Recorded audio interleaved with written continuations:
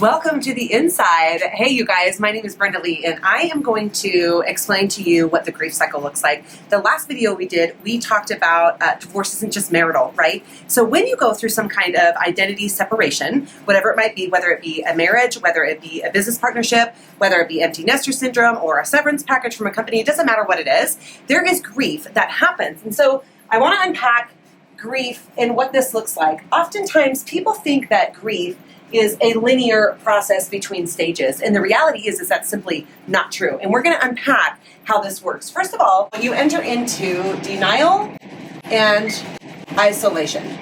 So when you first step into grief, you have made the decision that this isn't happening, right? We all know denial. We all know what it looks like. We get paralyzed. We get stuck. We avoid facing the reality that something has shifted, that the marriage has ended, that the business partnership is over. And a lot of times that triggers us into a lot of these other behaviors. So then we move into pain and anger, okay? So again, people think this is a linear process where you move into pain and anger, where we all know this, we're frustrated, we're hurt, we're painful. Anger is just a Band-Aid for the pain that's deep down underneath, right?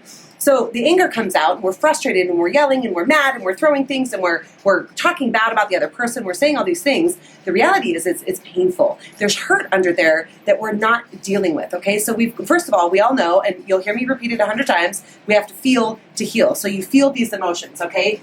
From there, people think that you can move into depression. And depression is a deal that everybody gets depressed. This is like this taboo word. People are like, oh my God, you can't say this. That means something's wrong. Everybody gets depressed. Everybody has moments. Now, there's obviously a difference between massive clinical depression and all that kind of stuff, but every human being on the planet at some point or another has some sort of depression. It's okay. It's all right to step into that space. It's okay to be sad and grieve the loss of whatever you have lost, whether, like I said, no matter what it is, divorce isn't just marital. It can be of anything, with anything in business or any kind of identity crisis that happens. From depression, people move into what we call the bargaining phase. Now, particularly with a divorce, oftentimes you will see this, and particularly more with men than women, where men, generally speaking, this is general terms, right? This isn't for everyone. Generally speaking, women will try, and then once they've decided that the divorce is over, it's done. Like there's no recovery, there's no returning, they think it's over. Whereas oftentimes the man in the moment is not recognizing things are wrong, things are off, things are going downhill. They have no clue. They're like, well, we're just in a rough season. And oftentimes men are more committed as well in that regard, where they're willing to just this is just a challenging time, and they don't recognize that there's shifts that have to happen, right? So they're riding along, and then they get hit with this divorce, and they had no idea that it was coming. So in that point, at that stage, they're going to start bargaining with their soon-to-be ex-wife. And this happens both men and women, exchanges both, but generally speaking, it happens in those roles more often the way that I just described them, right? Where the woman has decided she's done. There's no recovery. There's no turning back. She's standing there saying, listen, we've been on the rocks for freaking 3 years. I'm tired of doing it. I'm done. I'm calling it. We've had all the conversations. Nothing's changing. Peace out. And it's over for them. So the man starts bargaining, and they'll start doing behaviors that maybe they didn't do before, or they'll start doing things that the other spouse has asked for, where, oh, you needed flowers, or you needed more quality time, or we should go on dates more, or whatever it might be. Then they're starting negotiating, and they're going to utilize those things that they've heard that maybe they didn't do, and now they're going to start doing that. And that's when they're in the bargaining phase, where they're trying to negotiate and renegotiate, if you will, to get that spouse back, okay? So from the bargaining phase, then people move into acceptance. And here we've talked about radical acceptance. Actually, we'll put this up above, right? Because radical acceptance, you may not like it. You may not want to deal with it. You may wish it didn't happen, but you don't have a choice but to accept it. All of these things have not worked, right? And this is what we call the grief cycle. Now, the reality is again, people think this is a linear process, that you go like number 1, and then you go number 2, and then you go into number 3, and this is number 4, and this is number 5. That's not true. This is not, as human beings, what we do. What happens is we can bounce from one to the other, from here back up to denial and isolation, from denial and isolation back down to depression, particularly when you isolate. That really feeds that depression, okay? You can go from depression back to the pain. You can go all over the grid here and bounce back and forth all of these stages and all of these phases. And that's what people don't understand. They get frustrated in their journey of healing where they're like, I've been through pain and anger. Why am I back here again? You could be walking through the mall and somebody smells like your ex-husband or your ex-wife and you're instantly triggered. And all of a sudden these feelings that you haven't dealt with come flooding back to the surface. Does that make sense? So when they come flooding back, it can trip you into any one of these stages of the cycle when you've thought you've overcome. Okay, so I want to give you 3 things that you can do to help move yourself out of this grief cycle and how you can help yourself when you land yourself in one of these stages of the grief cycle, okay? So first of all, give yourself permission. It is okay to have these feelings. People call these negative feelings. In fact, I say it a lot of the time, right? Where we think that they're negative feelings. The reality is they're just lower on the emotional scale as far as energy that they bring to the table, right? Depression brings a lot less energy to the table than love and joy and happiness and excitement and all those things, right? You can sense that, you can feel that from other people. You walk by somebody and they're super happy and you can tell that they're operating at a much higher energy level than people who are depressed and frustrated and living in pain and anger.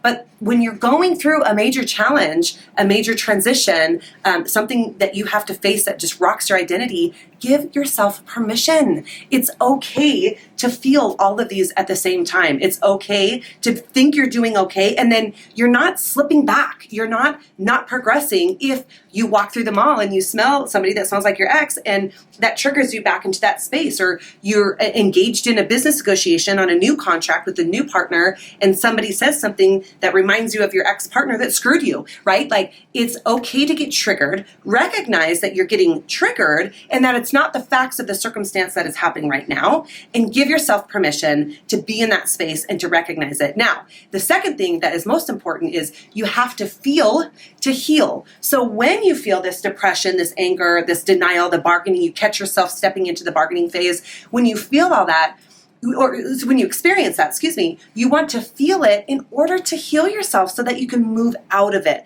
The only way, if you stuff all this stuff down, it's gonna come back up. It's like it comes back up in road rage, it comes back up in yelling at your kids, it comes back up in any way, shape, or form, and the time that you least expect it in typically the worst case scenario, right? Where you're most embarrassed and you've embarrassed yourself in front of people and you do a lot of harm and a lot of damage when that happens, okay? So feel to heal. And third, oftentimes what'll happen is you'll feel like you're stuck. And there's reasons that you get stuck, right? Most of the time, the number one reason that you get stuck is you're living in the past.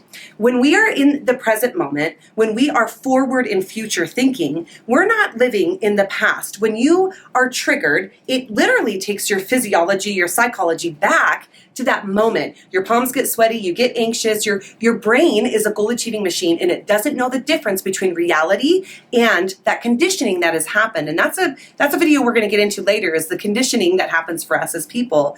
But your brain doesn't know the difference. That's why when you go into what is now a safe space, but again, say you're negotiating that business contract with a new partner and they say something or they do a mannerism that looked like your ex-partner that screwed you, you're instantly triggered. Like I said, palms get sweaty, your stomach gets in knots, your throat tightens up, and you're thinking, oh shit, here we go. We're gonna go down this road again.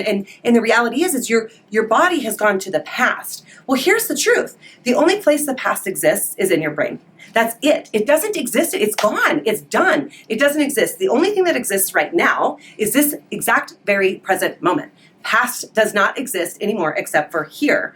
So when you catch yourself doing that, just recognize this is a trigger and it's a mechanism of your brain to keep you safe, right? It recognizes that as a threat. It's trying to keep you safe, but it's doing that based off of an experience that you had in the past. It doesn't mean that's what's happening right now, but now that's influencing the way that you engage with that business partner, the way you negotiate that contract, the safety measures you do or don't put up. And in some cases like this, like if somebody screwed you, this might cause you to take extra measures and go through an attorney with a fine-tooth comb and make sure that you are absolutely covered in your business contract. So some good things can come out of it.